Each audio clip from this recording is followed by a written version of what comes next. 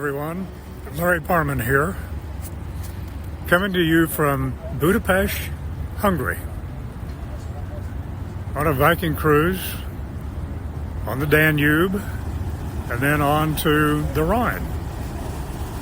We started in Prague. Some of you caught that. No, it's not Prague, it's Prague.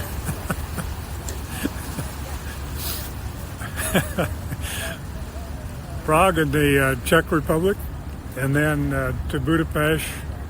We're going to end up in Amsterdam in a couple of weeks. But at a little time, I wanted to share a few thoughts with you. I'm going to give you a little picture over here of this incredible Parliament building.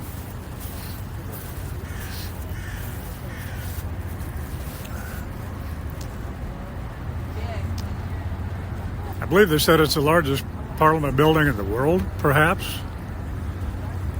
In any event, pretty special country. It's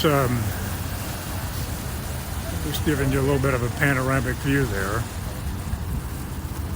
The country was the first of the former Eastern Bloc countries under control of the Soviet Union to declare its independence from the Soviet Union, I believe in 1989. Many countries, Poland, Czechoslovakia, which became the Czech Republic, at that point followed a month or two thereafter. But Hungary led the dance on that. So anyway, we're kind of turning around here. I'm not sure what's happening, but a couple thoughts about, believe it or not, about estate planning right here on the Danube. And specifically, just a couple points about some of the issues we encounter when we're planning for blended families. When a couple comes in, they've been married once before, sometimes twice, to a new spouse, and each of the newly married spouses have children by separate marriage. And maybe it's not new marriages, maybe they've been married 30 or 40 years, that's not the point. But they often have children by those prior marriages.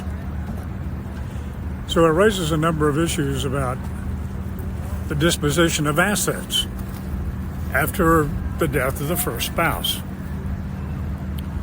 So what do we do if one or both spouses inherited property either from their deceased spouse or perhaps through their own families?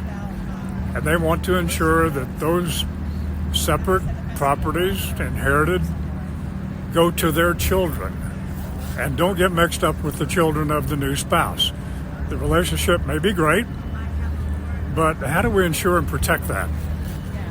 Well, if we have a separate trust created for each spouse, with each of the separate trusts owning that inherited property, then upon the death of the first spouse, that or their trust becomes irrevocable.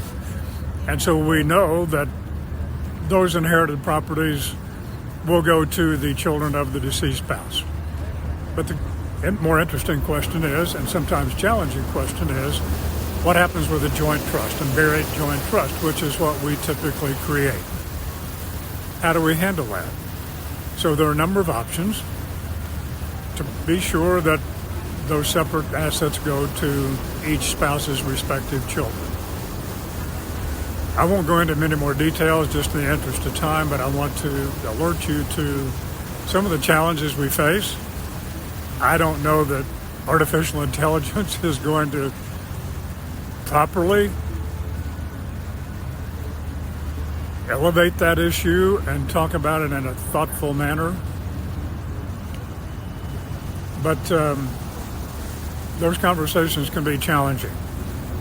And in any event, certainly deserve to be identified, elevated, discussed, and resolved in an amicable way. Left unresolved with no planning, then I assure you that chaos reigns. If not after the first death, certainly after the second, particularly if the survivor has been given the authority to modify the trust agreement, and perhaps the modification either diminishes what goes to the deceased spouse's children, or perhaps even eliminates it.